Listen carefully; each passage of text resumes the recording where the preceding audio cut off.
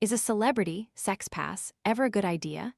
Is discussing celebrity crushes with your partner and granting them a hall pass to sleep with said superstar should they ever meet a bit of harmless fun or a recipe for potential disaster? That's the question behind a rollicking new comedy that makes light of our cultural obsession with celebrity and sex. Oh, and Mad Men star Jon Hamm. We thought this was something that couples joke about but never really do anything about, said David Wain, the director and co-writer of Gail Daughtry and the Celebrity Sex Pass. I don't think anyone actually takes it seriously, but that's our very whimsical concept. What if they did? While Wain's new movie, which first debuted to good critical buzz at the Sundance Film Festival in January, is defiantly silly and full of gags, relationship experts warned that the reality of these fantasy arrangements might prove to be no laughing matter for some couples, something with which even Wain agreed.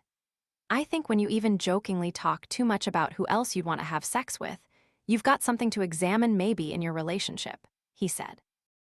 Flies and gnats invading your kitchen? Plug in the Zevo Flying Insect Trap to attract and catch flying pests with blue and UV light day and night. Want to check today's Amazon deal? Scan the QR code now or visit grabdeal.us/one before it's gone. Released in cinemas on Friday, Gail Daughtry plays out like a deranged, horny rewrite of The Wizard of Oz. This film's eponymous heroine, played by Zoe Deutch, is a Kansas hairdresser who once played Dorothy in a childhood production and now has a penchant for sporting ruby red shoes of her own.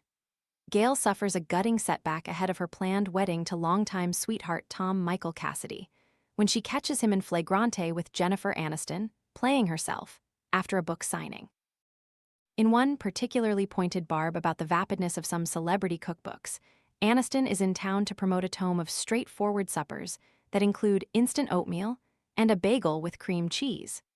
Despite the pair having discussed Tom's hall pass with Aniston just moments earlier, the reality of the discovery sends Gail into a tailspin. I thought it was a silly little exercise, not an excuse to have sex with Rachel from Friends. When the heartbroken Gail travels to Los Angeles with her bestie Otto, Miles Gutierrez Riley, sporting a bone-shaped earring in a nod to Dorothy's beloved dog Toto, she's told by a psychic that in order to even the score and level the playing field in her relationship, she must track down and bed her own celebrity crush, Hamm, in a deliciously self-deprecating cameo in the film's final chapter. Along the way in her journey to do the deed with Don Draper himself, she enlists the aid of a brainless talent agency worker, Ben Wang, a heartless paparazzo for whom a picture of Hamm has long been his white man whale. Ken Marino, who co-wrote the movie with Wain and Hamm's former Mad Men co-star John Slattery, playing a cowardly, washed-up version of himself. According to Wain, the roles for his film's 2 celebrity hall passes were written specifically in the hope each actor would be game to make fun of themselves.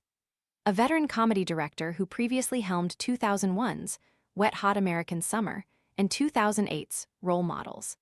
Wain said having previously worked with Hamm, Aniston, and other big Hollywood stars has taught him that actors generally understand that they need to promote their sex appeal to audiences. It's just when it gets personal that maybe they might get a little creeped out, or when someone comes up on the street and propositions them. Then they're like, wait, that's not what I wanted, he said. But it obviously goes with the territory if you're putting yourself out there. Aniston's cameo in the movie is a fitting one given it was her hit show, Friends, that helped popularize the concept of a celebrity hall pass to begin with. In one 1996 episode of the NBC sitcom, Rachel Aniston and then boyfriend Ross, David Schwimmer, discuss with their buddies which celebrities they would each put on a list of people with whom they could sleep with their partner's blessing.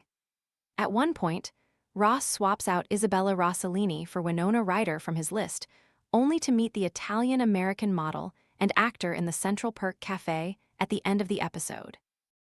This carte blanche concept was given further pop culture exposure in the 2011 Farrelly Brothers movie, Hall Pass, which starred Owen Wilson and Jason Sudeikis as bumbling husbands whose wives grant them a week-long break from their marriage vows.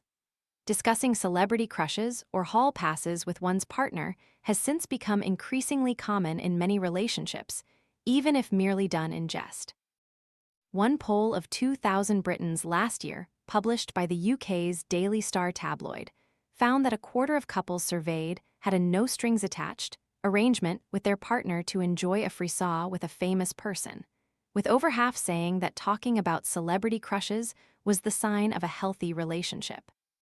For what it's worth, Hamm was not at the top of the list of Hollywood heartthrobs among those surveyed, having been beaten out by Brad Pitt and George Clooney, while the most desired celebrity women were Margot Robbie and Blake Lively.